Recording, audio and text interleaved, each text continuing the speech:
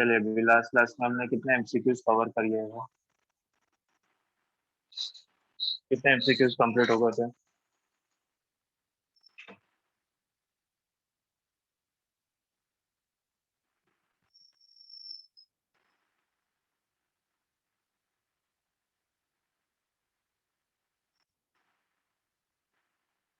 Yes.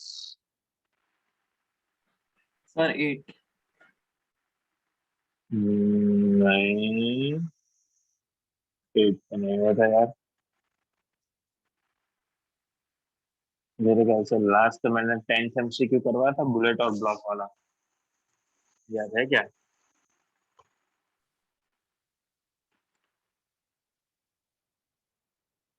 चलिए तो फिर next question, next volunteer 11th question. किसी ने सॉल्व किया है एमसीक्यू असाइनमेंट खुद?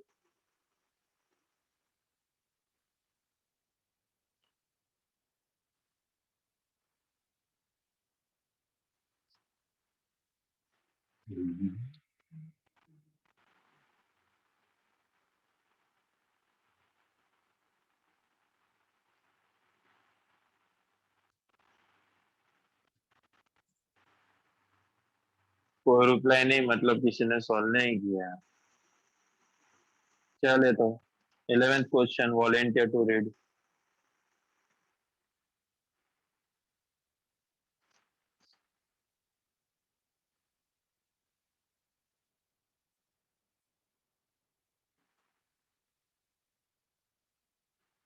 यश अंश बोलो। A ball with momentum 0.5 kg meter per second coming toward is coming towards a batsman and is hit by him such that it goes on the same path in opposite direction with momentum 0.3 kg meter per second. If the time of contact of the ball with the bat is 0.02 seconds, find the force on the ball hit by the bat. तो ये ball अगर bat के direction में propagate करेगा, तो suppose this is a bat and this will be ball. Initial ball आप देखिए तो नेगेटिव एक्स एक्सिस पे जा रहा है, तो उसका इनिशियल मोमेंटम हो जाएगा minus P I. P I minus P I क्यों लिया? क्योंकि वो नेगेटिव डायरेक्शन में जा रहा है।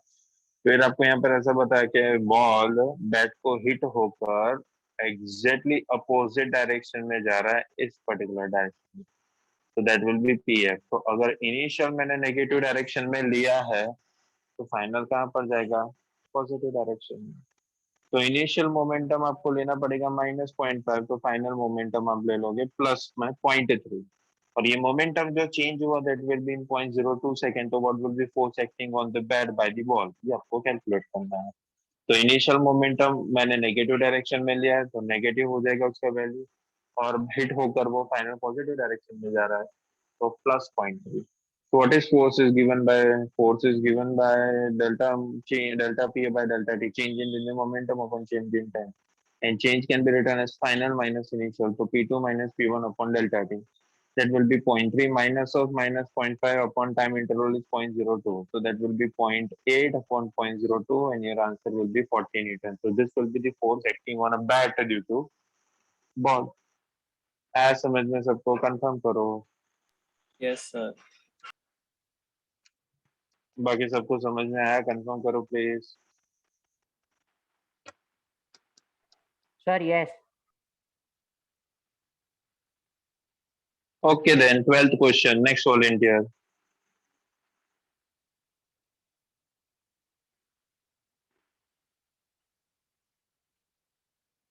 Yes, Manthan, बोलो। Yes, sir. Two balls, each of mass 80 gram, moving towards each other with a velocity 5 meter per second, collide and rebound with the same speed. So the impulse of force on each ball due to the other is dash Newton second, and change in momentum of each ball is dash kg meter per second. Okay fine, अभी श्रेया को क्या repeat करना है बोलो।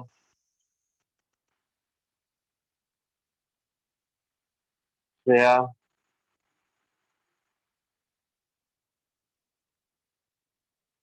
Unmute yourself और बोलो क्या doubt है।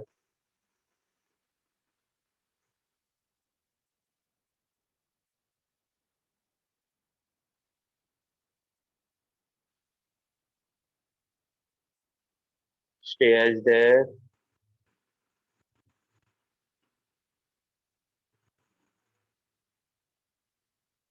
सर ये तो कहीं नहीं थे। ओके, तो भाई 12th क्वेश्चन देखो तो उसी में 11th जैसा ही है।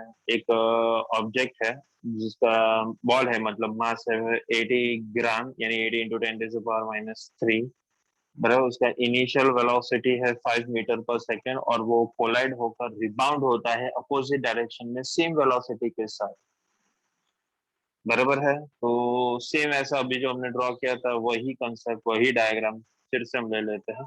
मान लीजिए इसको वॉल कंसीडर कर लेते हैं, ठीक है। तो यहाँ पर ये एक छोटा सा बॉल आप ले लीजिए जो मूव कर रहा है इस पर्टिकुलर डायरेक्शन में, और रिबाउंड होकर वो आ जाएगा यहाँ पर। तो ये इनिशियल हो गया और ये फाइनल हो गया।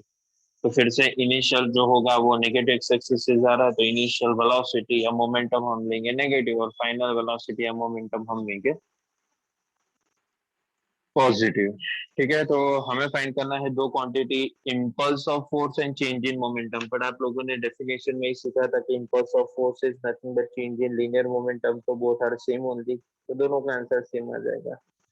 तो चेक करते हैं कि इम्पल्स क्या होता है, डेल्टा पी। डेल्टा पी क्या होता है, एम इंटू डेल्टा वी। तो delta P is M into delta V. इसमें मास कितना, तो 80 ग्राम, यानी 80 इंटू 10⁻⁻⁶। डेल्टा यानी delta change in velocity. Delta मतलब change in velocity, change in velocity मतलब फाइनल माइनस इनिशियल। तो final velocity 5, initial velocity minus of -5, यानी plus हो गया, यानी 10 हो गया। तो 80 इंटू 10⁻³ इंटू 10, 80 इंटू 10⁻³ इंटू 10, यानी 0.8 kg मीटर पर सेकेंड। ये चेंज इन लीनियर मोमेंटम है। And we know that the change in linear momentum is nothing but change in linear momentum is nothing but impulse of force। तो दोनों का answer same ही है। ये 12th question था। आया समझ में सबको, कंफर्म करो।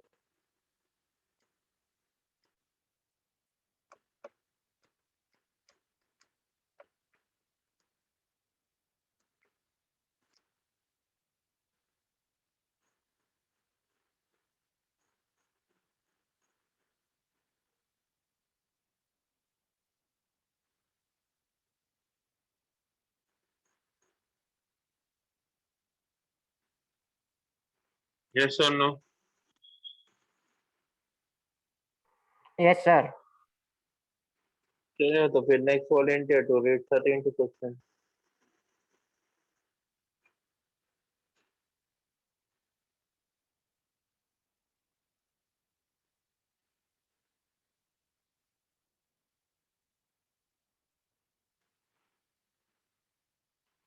Yes, next question please.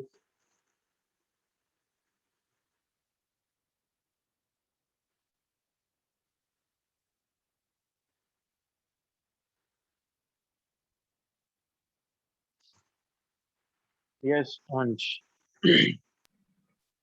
A stationary bomb explodes into three pieces. If the momenta of two pieces are 2 I cap unit and 3 J cap unit respectively, then what is the value of the momentum of the third piece? Okay, मतलब देखिए, ये आप chemical bomb suppose करो जो initially rest पर था।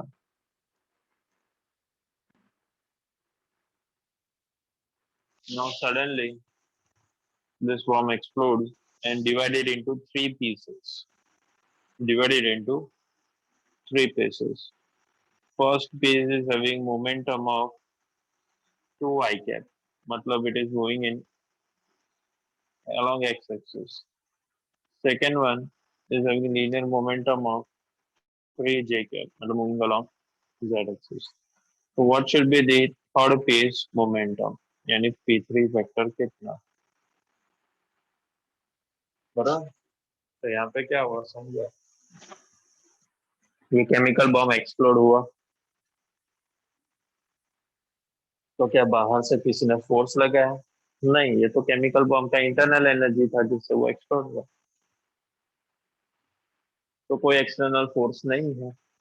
External force नहीं है तो एज पर law of conservation of linear momentum, as पर law of conservation of linear momentum, total linear momentum of the system remains constant, मतलब जो इनिशियल था वो फाइनल हो जाएगा। तो P I F is equals to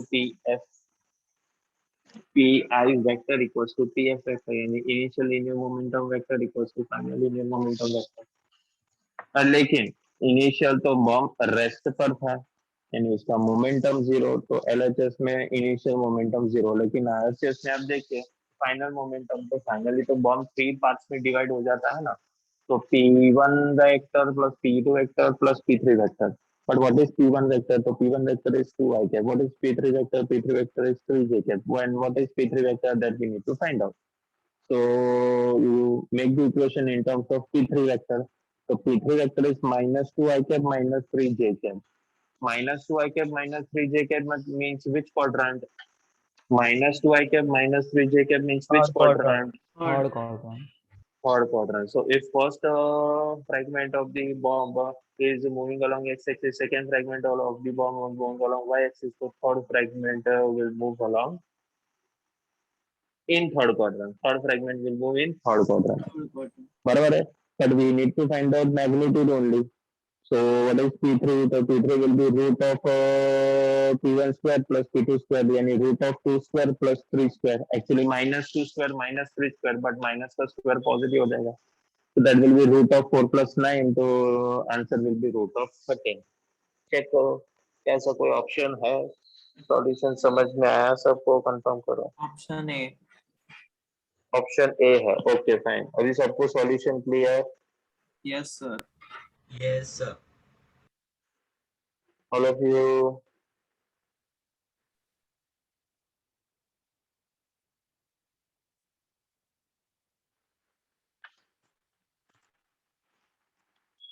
okay, तो ऐसा ही सेम क्वेश्चन एक है उसके कंटिन्यूटी में, वो हम देख लेते हैं। Next volunteer please.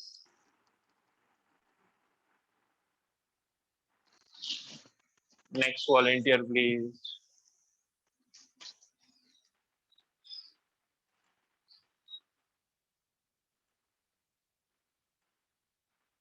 14th question.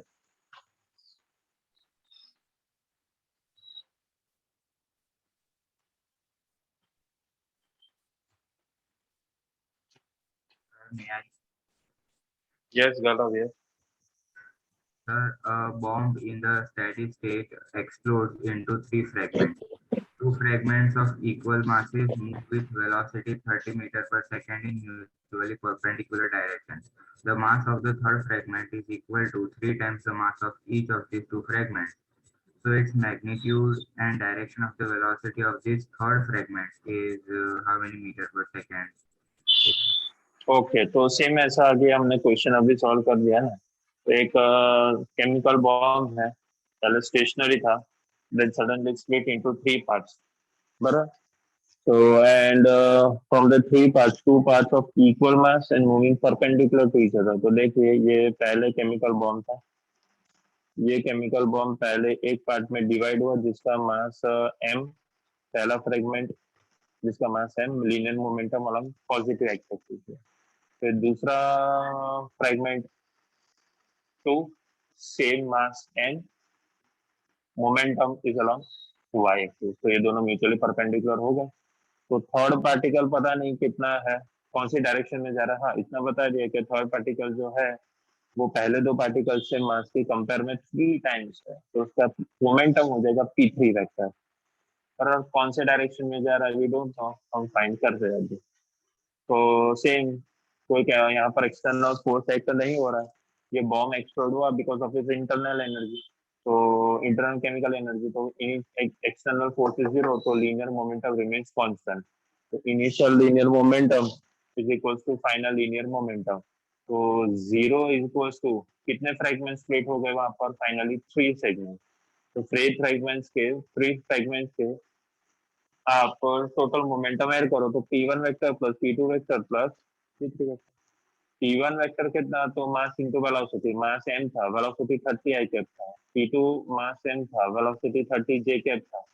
और P3 मास 3m था, लेकिन वेलोसिटी कितना था वो नहीं पता, तो V3 वेक्टर। ठीक है, तो V3 वेक्टर का इक्वेशन बनाइए, तो that will B v3m v3 vector equals to minus 30m I cap minus 30m j cap।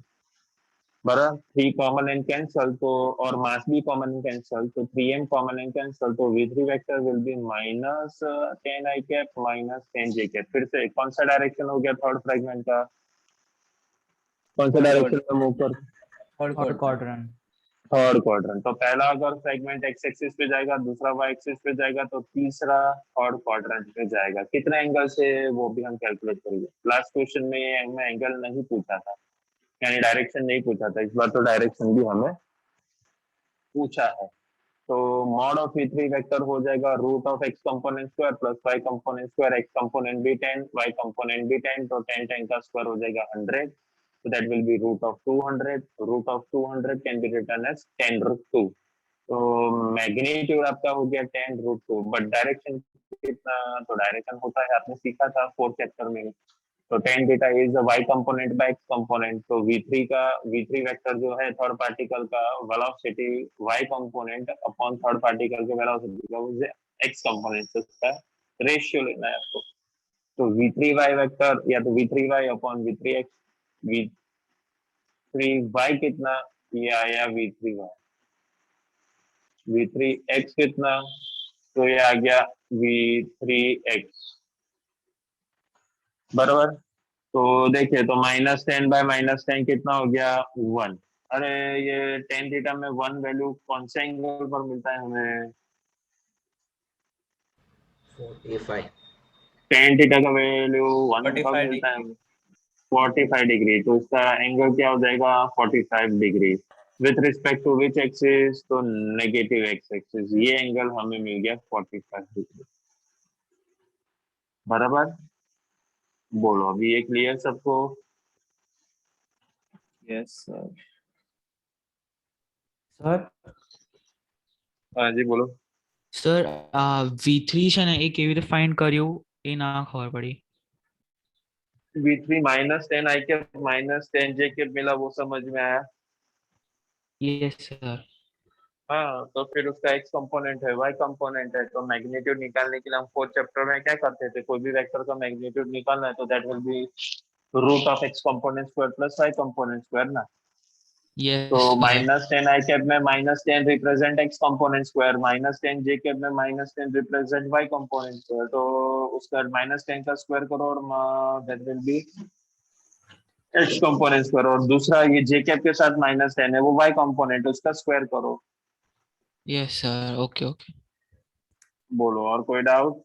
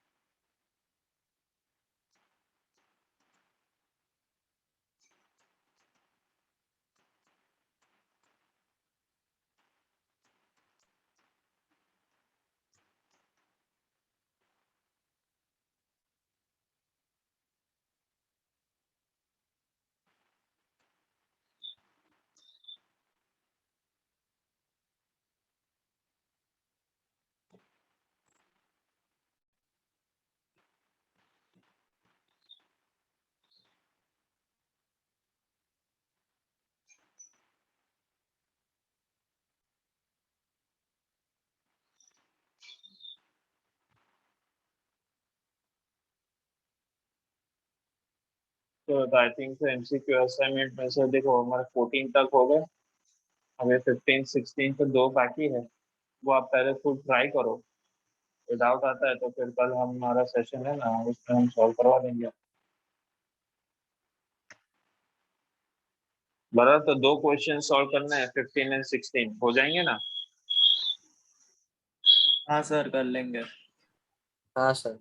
चलो गुड, वेरी गुड। गुड चलो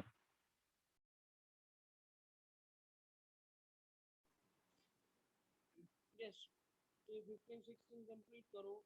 एक आंसर में आपको 20 सिमिलर टाइप का क्वेश्चन है, तो ये कंप्लीट करने के लिए दिया है, तो कंप्लीट करो। उसमें जो डाउट्स वगैरह रहते हैं दैट इज कंप्लीट मतलब ये अनसॉल्व बाकी 17 में 18